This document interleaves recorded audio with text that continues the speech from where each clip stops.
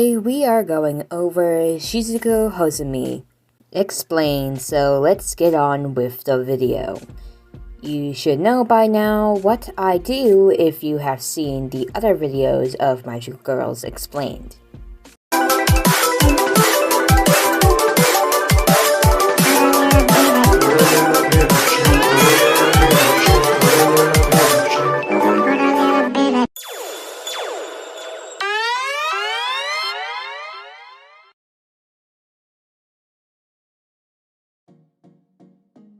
Shizuku Hozumi is a 16-year-old magical girl. She is 161 centimeters in height. Her eye color is purple, while her hair color is lavender. Shizuku comes from Senkyo Ward in Kamihama City. Her soul gem is a purple eye-shaped oval located on her torso on her left side. Shizuku's weapon is a chakram, which is a drawing weapon from the Indian subcontinent that have been used since the 5th century BCE. Shizuku's witching doppel is Vayu, and she attends Segyoin Educational Academy in the 10th grade. Shizuku's wish was for a boy she was close to who got into an accident, and she wanted to see him and that was very important. I want to see him. Take me to where he is right this instant. Her magical girl element is the light element, and her ability is join spaces.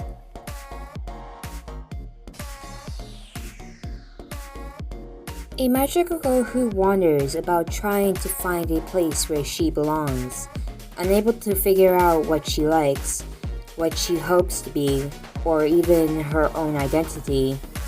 She is always in a state of anxiety. Like the cafe her family runs, she is calm and quiet.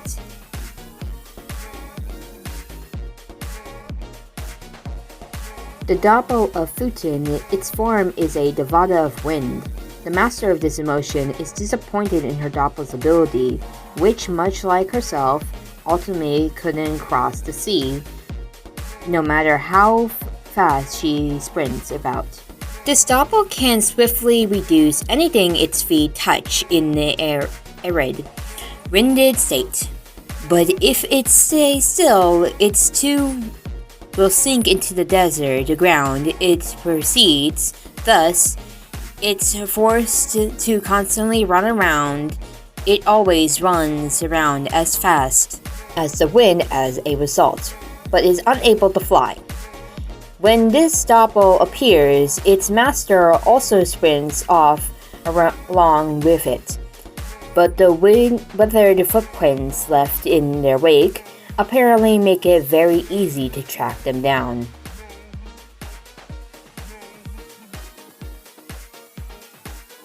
The story begins with Shizuku's friends showing her something.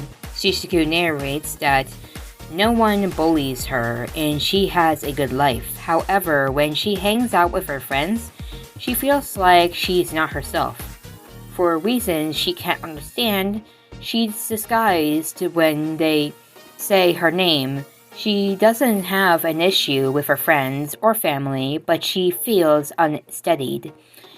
When people ask her what her future plans are, she never knows what to say. She feels like her future is covered in a fog.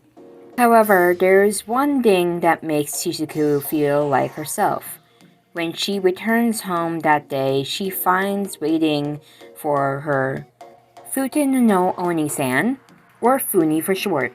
Funi shows her pictures of a small island called Hiroshima. Shizuku narrates that Funi likes to travel Japan and overseas and is looking for a place to belong. Shizuku feels better when she's with him and wonders if he's looking for a place to find his footing also. She feels like she can't tell him about her feelings, but just knowing more about him is enough for her. Funi tells Shizuku that he wishes he could keep coming to her family's cafe forever. He asks if she'll inherit the place in the future. Shizuku says she doesn't know, and Funi invites her to search with him for a place they can spend their lives together. Shizuku is very happy to hear this, believing that at very least she wouldn't be alone with him. However, one day she gets a phone call saying that a Kasugai was in an accident and that she was only contact. Realizing that something happened to Funi, Shizuku wants to rush to his side. However, her parents refuse to help, pointing out they aren't even related. Shizuku says she doesn't want to be alone. Later, Kyubei appears before Shizuku and offers her a contract. Shizuku's wish is, "I want to see him. Take me to where he is right this instant." Shizuku suddenly appears in the hospital and sees Funi lying in the bed. Funi thinks it must be a dream and is being shown what he wants to see in his final moments. Shizuku says it isn't a dream and Funi says he can rest in peace. Shizuku begs him to open his eyes, saying she made a promise with him to find a place where they belong. Funi thanks Shizuku and dies. Shizuku calls his name and says he lied to her while begging not to be left alone. Shizuku narrates that lives stem along until a crisis shows that it's as fragile as a paper. She doesn't know how long she'll live, but she'll find a place to belong. Shizuku arrives at a beautiful place that she wanted to show Funi. However, it's not the place she's looking for. Shizuku narrates that when she became a magical girl, she received the power to connect spaces. She can travel all over the world. Through her power does have some sort of limitation. Shizuku has used her power to see villages and countries around the world, just like Funi did. However, she still hasn't found a place to belong and thinks she has to do so before she dies. Shizuku talks to an unknown figure who prays her to the figure invites her to join her group. But Shizuku has no interest. When the figure leaves, Yachiyo Nanami appears and asks Shizuku who she is. Yachiyo is with Tsunenoyori and Aroha Tamaki, who introduces themselves. Yachiyo asked what her relationship Shizuku has to be a magical girl she spoke to. Shizuku says she's being praised to connect places together, but doesn't know why or what the group's plans are. It's implied the group is the Wings of Magius. Yachiyo says she shouldn't let people she doesn't know use her power, and asks what Shizuku would do if her powers cause a disaster. Shizuku says she needs the money to find the place where she belongs. Aroha invites Shizuku to talk more at their house. When they arrive, Yachiyo says if she gets more people, it will start feeling cramped. Felicia, Mitsuki, and Sana Futaba are waiting at the house to introduce themselves. Triano invites Shizuku for dinner. Felicia and Triano get into antics, which prompts Yachiyo to say it can be hard to relax. Shizuku says it's fine. At dinner, Aroha says that when she eats food with everyone, it feels like she can find a place where she can belong. Shizuku finds the food to be delicious. Afterward, Aroha invites Shizuku to stay the night. Yachiyo says Shizuku's parents might be worried, but Shizuku says they won't be because they don't say anything to her anymore. Felicia and Triano get into an argument over grapes that Sana accidentally ate. Aroha tries to play peacemaker, while Yachiyo apologizes for the girls' antics. Shizuku says it's like a family, and Yachiyo agrees. Yachiyo says that since they're magical girls, the only way to live is by coming together, since they all share the same fate. Shizuku thinks Yachiyo means they will all die someday. Yachiyo says that Aroha must feel the same since she invited Shizuku to their house. Shizuku says that the other girls have found their place to belong. Yachiyo invites Shizuku to stay as long as she wants. Shizuku wonders if this is what she was looking for. Shizuku thinks that his house is where the other girls belong, but she realizes the place she belongs is with Funi. Shizuku starts crying, suddenly understanding the meaning of Funi's last words. The next day, she goes back to the unknown magical girl and does another job for them. Shizuku then asks what she's trying to do with her power. The other magical girl says Shizuku agreed to not ask questions. Shizuku says it's fine because she's terminating their agreement.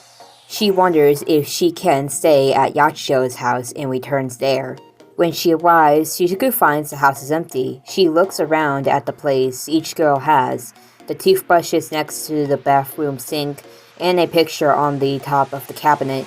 She thinks those are the bonds the 5 girls formed over time, and the house is overflowing with care. Shizuku hears the girls return and overhears them in a conversation.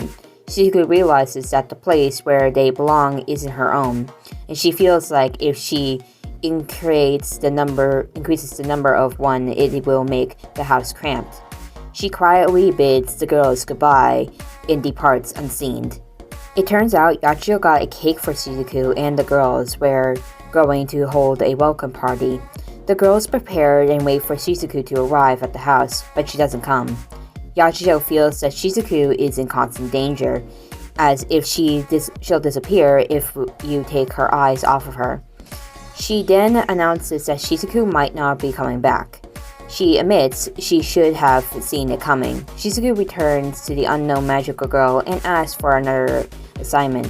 When the magical girl asks why she come back, Shizuku says their picture was complete with 5 people. Shizuku claims she has to keep searching for the place where she belongs. The magical girl has no idea what Shizuku is talking about, but is happy for her to continue service. She says she'll contact Shizuku when the time comes. Shizuku meditatively apologizes to Yachijo. She thinks for her actions will cause a disaster, but isn't prepared to take responsibility. She feels that even though now she's walking on an unstable ground, leaving her unprepared, she wonders if she'll find solid ground, the place where she belongs.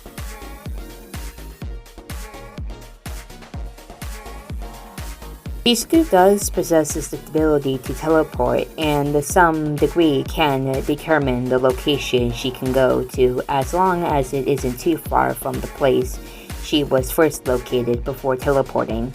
The further the distance is, however, the less likely is that Shizuku will be able to land on the exact spot.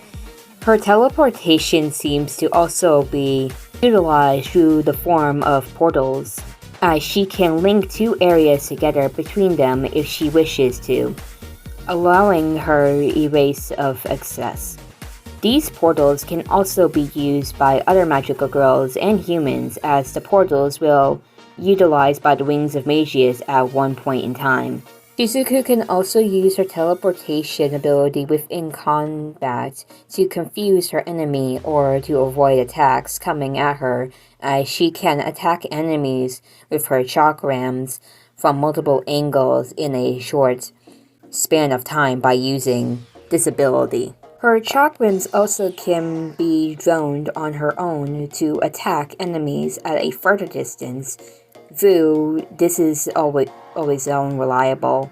When her soul gem turns fully black, she can call upon her doppel, Vayu, which appears to have the ability to create strong, humid air currents in storms, which leaves Shizuku's foes in a weathered state.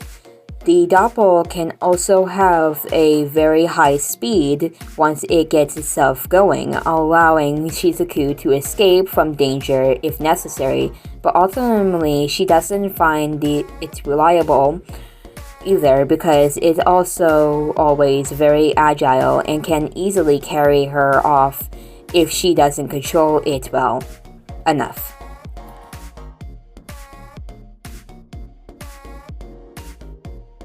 Shizuku's last name Hozumi means keep and clear, respectively, while her first name Shizuku means water drop. Her doppel name Vayu is based on the Hindu god of the same name, god of the winds and breath, frequently depicted riding on Gizal Mount.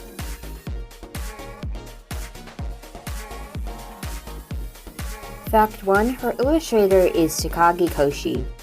Fact 2. Shizuku's Halloween outfit is the same as the one Mommy wears in a promotional image. Fact 3. Manzai is a traditional stand-up comedy act involving a duo of Suko means straight man and Boke funny man.